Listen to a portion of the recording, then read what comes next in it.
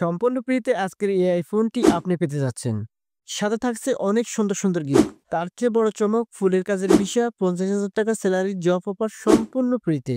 তবে শর্ত হলো ভিডিওতে লাইক, কমেন্ট, শেয়ার থাকতে হবে।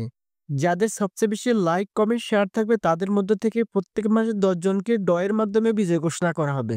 অবশ্যই চ্যানেলটিকে সাবস্ক্রাইব করা থাকতে হবে। বিস্তারিত জানতে কমেন্ট করুন। তোমার অন্তরে যদি কোনো ভালো স্বপ্ন থাকে, কোনো ভালো কিছু ভাবো, তাহলে মনে রেখো সেই স্বপ্নটা তোমাকে সামনে এগিয়ে নিবে। মানুষের অন্তরে যেমন হয় তার জীবনেও তেমন হয়। যদি তোমার অন্তরে ভালো চিন্তা থাকে তাহলে তোমার কাজগুলোতেও সে ভালো প্রতিফলিত হবে। আল্লাহ পাক আমাদের এমন অন্তর দান করেছেন যেখানে আমরা ভালো ইচ্ছা, ভালো স্বপ্ন জমা রাখতে পারি। কেউ চায় একজন ভালো বাবা হতে, কেউ চায় সমাজে উপকারী মানুষ হতে, আবার কেউ চায় আল্লাহর সন্তুষ্টির জন্য ইবাদত জীবন কাটাতে। এগুলি হলো প্রকৃতি স্বপ্ন।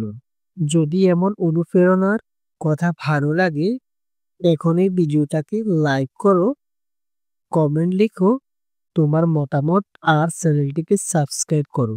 রাসূলুল্লাহ সাল্লাল্লাহু আলাইহি ওয়াসাল্লাম বলেছেন, মানুষের সব কাজ নিয়তের উপর নির্ভর করে। সহিহ বুখারী। তুমি যদি অন্তরে ভালো কিছু ভাবো, ভালো কাজ করার স্বপ্ন রাখো, আল্লাহ পাক তোমার সেই স্বপ্নের জন্যই সওয়াব দেবে, যদিও তুমি সেটা পূর্ণ করতে না পারো। বা একটু ভেবে দেখো, তুমি যদি অন্তরে কারোর জন্য দোয়া করো, কারো সুখ চাও, কারো উন্নতির স্বপ্ন দেখো, তাহলে আল্লাহ সেই দোয়া ফেরত দিয়ে তোমাকে উত্তম কিছু দেবেন।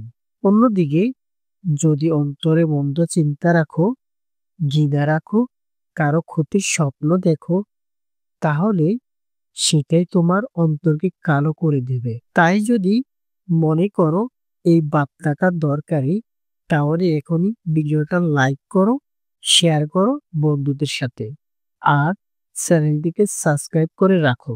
মানুষের জীবন আসলে স্বপ্ন দিয়েই বাঁচে। কেউ চায় ব্যবসা সফল হতে, কেউ চায় সন্তানকে সুশিক্ষিত করতে, আবার কেউ চায় আল্লাহর সন্তুষ্টির জন্য সৎকর্ম অগ্রসর হতে। কিন্তু সবচেয়ে বড় স্বপ্ন হওয়া উচিত আল্লাহর সন্তুষ্টি অর্জন করা আর আখেরাতে জান্নাত লাভ করা। দুনিয়ার স্বপ্ন সীমিত, বড় গাড়ি, প্রচুর টাকা, সবই একদিন শেষ হয়ে যাবে। কিন্তু আখেরাতের স্বপ্ন চিরন্তর। যদি অন্তরে জান্নাতের স্বপ্ন থাকে, তাহলে সেই স্বপ্ন আমাদের জীবনকে সুন্দর করে তুলবে। তাহলে আসো ভাই, আমরা অন্তরে শুধু ভালো স্বপ্ন রাখি, মানুষের মঙ্গল চাই, সমাজের কল্যাণ চাই, আল্লাহর সন্তুষ্টির জন্য পরিকল্পনা করি।